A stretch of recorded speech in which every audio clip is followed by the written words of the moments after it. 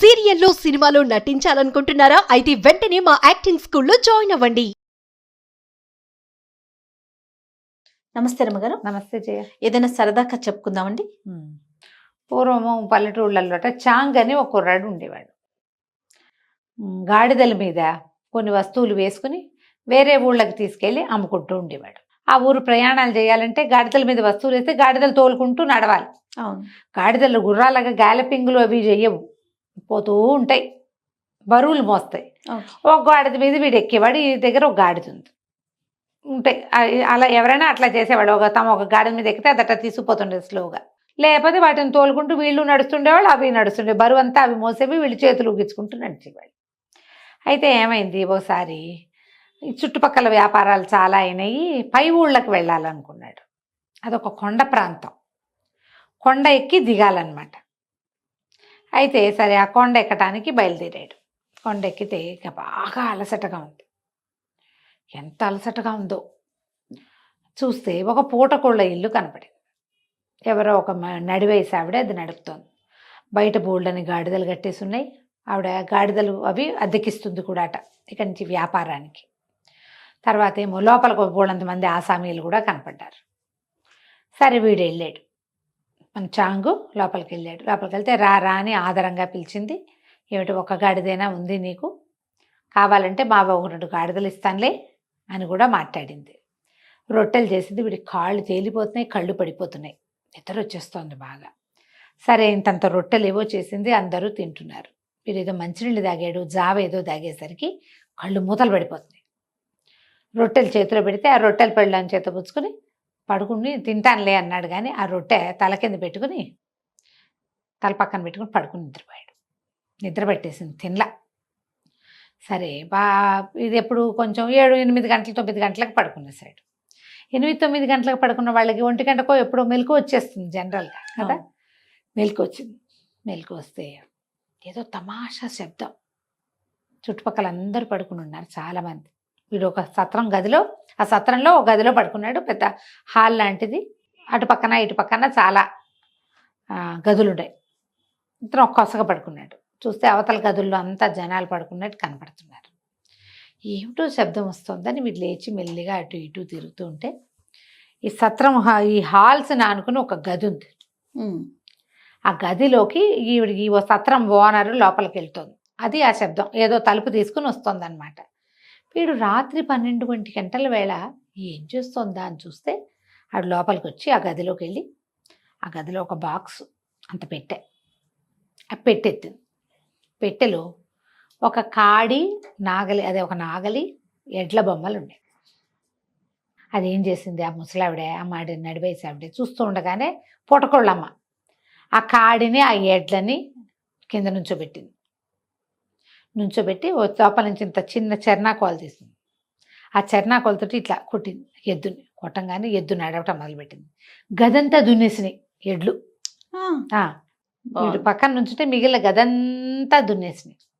దున్నేయంగానే ఇవిడేం చేసింది, ఆ పెట్టెలోంచి ఇంత సంచి తీసింది, గోధుమలు తీసి గోధుమలు చల్లింది. ఆ తవ్వేసింది దాంట్లో. అక్కడి నుంచి ఒక మగ్గేదో తీసుకొచ్చింది, ఇంత జాడీ లాంటిది జార్, అందులోంచి నీళ్లు చల్లింది.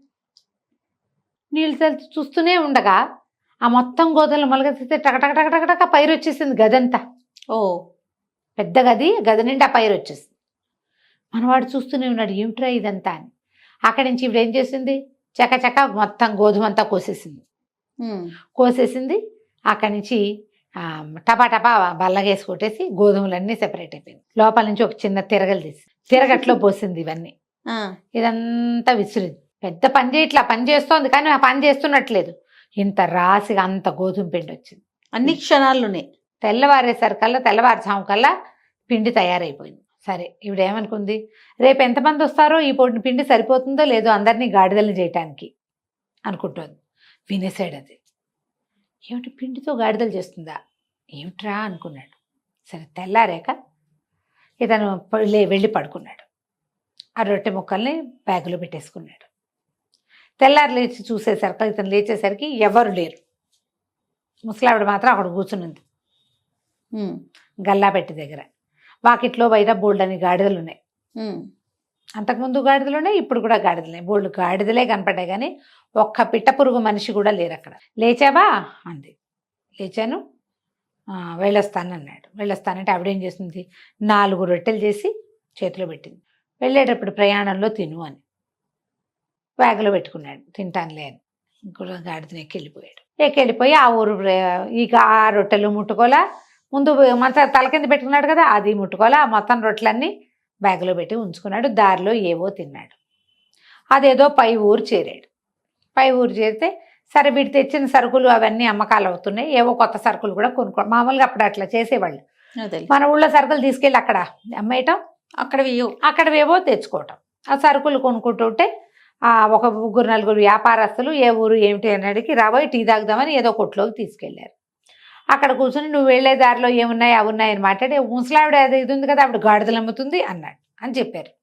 ఆవిడ దగ్గర గాడిదలు ఎక్కడివి, వెళ్ళేటప్పుడు కట్టేసి ఉన్నాయి కానీ గాడిదలు ఎట్లా అమ్ముతుంది అంటే, ఎప్పుడు చూసినా ఆవిడ దగ్గర గాడిదలే ఉంటాయి. మనం వెళ్ళేటప్పుడు అక్కడి నుంచి గాడిదలు కొనుక్కు వెళ్ళిపోవచ్చు, వచ్చేటప్పుడు మళ్ళీ గాడిదలు ఉంటే మళ్ళీ గాడిదలు తీసుకుని రావచ్చు అని చెప్తున్నారు వ్యాపారస్తులు. ఆవిడ గాడిదల వ్యాపారమే చేస్తుంది. మనకి ఇప్పుడు గాడిదలు కావాలంటే కబురు చేస్తే 10 గాడిదలు పంపిస్తుంది. బాగుంది, బాగానే ఉంది. అక్కడ పనివాళ్ళు లేరు పెద్దగా, వంటకు సహాయం చేయడానికి ఎవరో ఒకళ్ళో ఇద్దరో మనుషులు ఉన్నారు అంతే. ఆవిడ ఒక్కతుంది. గాడిదలు వ్యాపారాలు చేయాలంటే పిల్లల్ని పుంచి పెంచి పుట్టించి పెంచుకోవాలి. ఎంత పని పుట్టించడానికి పెంచడానికి అక్కడేం సాధనం కనపట్ల. గాడిదలు మాత్రం ఉన్నాయి డెఫినెట్గా. వీడికి ఒక ఊహ వచ్చింది, నేను విన్నది కరెక్టేనా.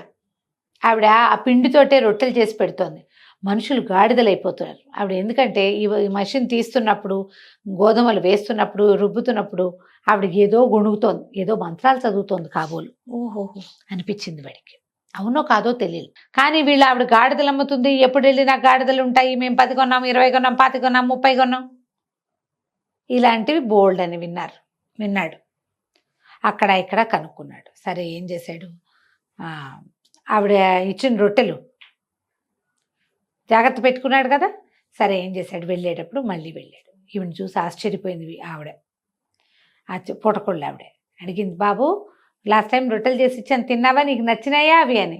అబ్బాయి నేను తినలేదండి, మరి మేము వెళ్తుంటే వాళ్ళు ఎవరో వ్యాపారస్తులు కనపడ్డారు, వాళ్ళు అప్పుడెప్పుడో మీ దగ్గర తిన్నారట, నేను మీ దగ్గర నుంచి వస్తానని తెలిసి వాళ్ళు నా రొట్టెలు తీసుకుని తమ రొట్టెలు ఇచ్చారు, రండి మీరు కూడా వాళ్ళ ఊరి ప్రాంతం రొట్టెలు చూద్దురు కానీ ఎంతో బాగుంటాయి, మరి అవి ఎట్లా ఉంటాయి చూద్దురు కానీ మీరు కూడా చెయ్యొచ్చు కదా, వచ్చేటప్పుడు మళ్ళీ కనపడ్డారు వాళ్ళు అని చెప్పేసరికల్లా సరే ఏం చేసింది, అంత ముద్దుగా పిలుస్తుంటే ఎందుకు వద్దంటారు, ఉండు చాయ్ పట్టుకొస్తానని టీ చేత్తో పుచ్చుకొచ్చింది. వీడేం చేశాడు, మంచి రొట్టె తను అక్కడి నుంచి తెచ్చుకున్న రొట్టెమో గుర్తుగా పెట్టుకుని దానికి ఒక ముక్క విరిచి పెట్టుకున్నాడు.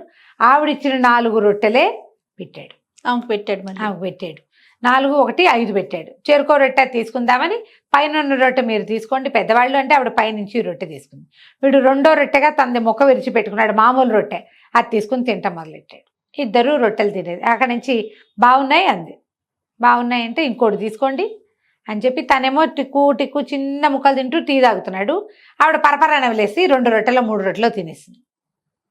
2-3 రొట్టెలు తినేయంగానే కుర్రాడు అన్నాడు, మీ చాంగు ఇక మీ మంత్రం పారదులేండి, ఏం మంత్రం చదువుతూ గోధుమలు పండిస్తున్నారో చెప్పండి నాకు అన్నాడు.